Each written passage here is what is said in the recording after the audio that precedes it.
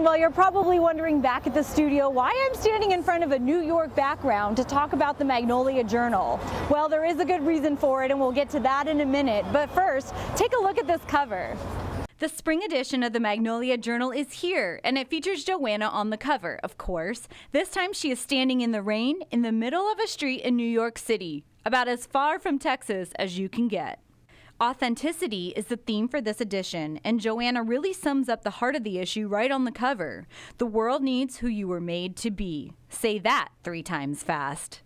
Now, if you watched the show, you know we have sent cameras down to Waco to interview Joe. And we have caught up with the Gaines during their book tours, and they really are about as authentic, as nice of a couple in person as you would imagine. And as Joanna told us in one of those interviews, the Magnolia Journal is all about authenticity. I never want this to feel like we have a lot of information and we're crowding it in there. There's a reason why I want this to be quarterly. I want to be able to spend a good amount of time putting information that we feel like is really important for that season in there. We never want this to feel like something that we're just cranking out. And if we ever get to that point, then we forgot about the goal. And one goal of this issue is to fill you in on Joanna's guide to New York City. You may not know this, but back when she was in college, she took a big chance on a great opportunity and moved to the Big Apple. When I moved here to New York, I was a homebody, again, risk averse, moved to New York, have an internship with CBS. Safe. Very safe. My dad had given me this tiny little Bible and you wrote in it. Yes, safe. He wrote in the Bible just basically saying, proud of you, go get him in the big city, Big Apple, you know, and it was just my little encouragement for my father, and I loved this Bible and I carried it around with me everywhere. And in the magazine, Jo shows you everywhere she went. Okay, well, not everywhere, but she does share her favorite hangouts and hideaways, so you're going to want to check that out. And talk about being authentic. Wait until you read her column. The letter from Jo is a very introspective look at how her Instagram has changed since she became wildly famous. She gets very real about being authentic with her fans and how she strikes a healthy balance. Maybe some lessons we can all use. As always, there are some amazing recipes, and even if you don't cook, the beautiful photos of the food are sure to make you happy and hungry.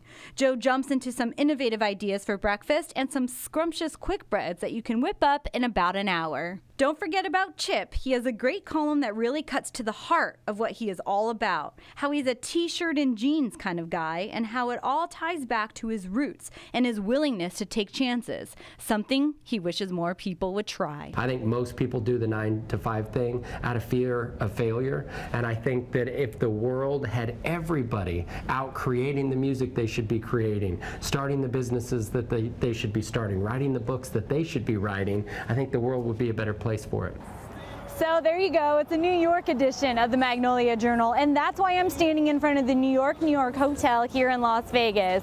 And before I let you go, I have to tell you that Jo dropped some exciting news about a new children's book she's writing with her kiddos. And she even offers up a sneak peek of the cover featuring an illustration of her kids and, yes, baby crew as well. But you have to pick up a copy of the magazine to see it. All right, let's get authentic. Back to you guys. I love Chip and Jo. I know you do. I do as well. Their show was great. They've done so many things in so many different areas. Right. And what they're doing in Waco, Texas to kind of rebuild that city and change its image from the horrible thing that happened couple decades ago.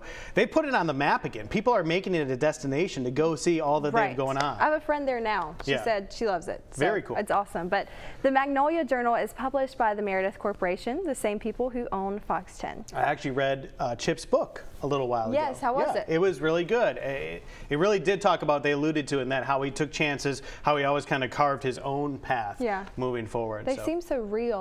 Yeah. Real people. Maybe they'll come hang out with us sometime. I'll just send her a text. Yeah.